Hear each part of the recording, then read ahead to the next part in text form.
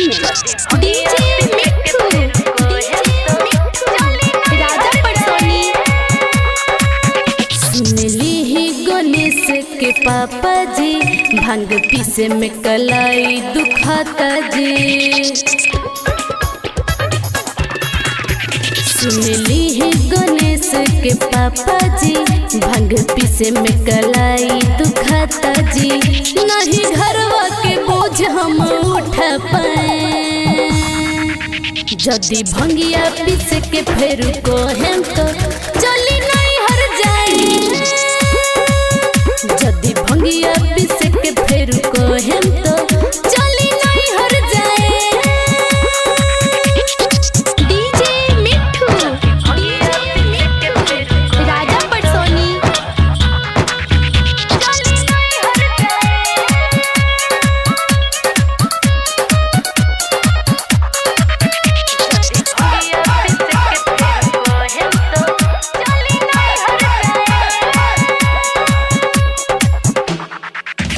खाली पिए नी गाजा भंगिया खोजे नी धतूरा जी।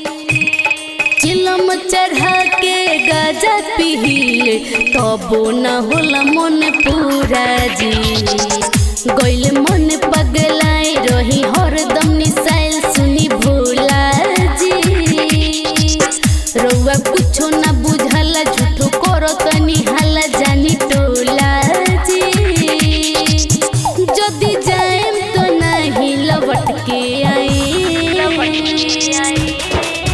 जदि भंगिया पीस के फेर को हम तो चली नहीं हर जाए। जदि भंगिया पीस के फेर को हम तो चली नहीं हर जाए। डीजे मिट्ठू राजा पटसोनी।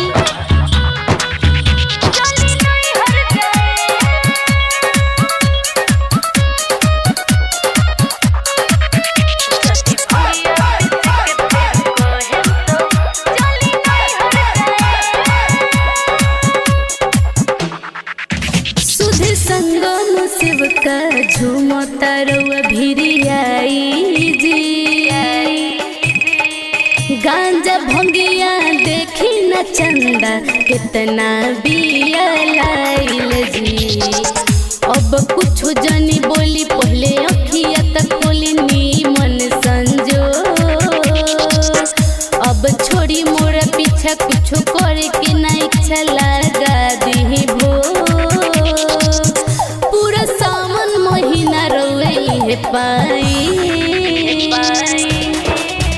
जदि भंगिया पीस के फेर को हम तो चली नहीं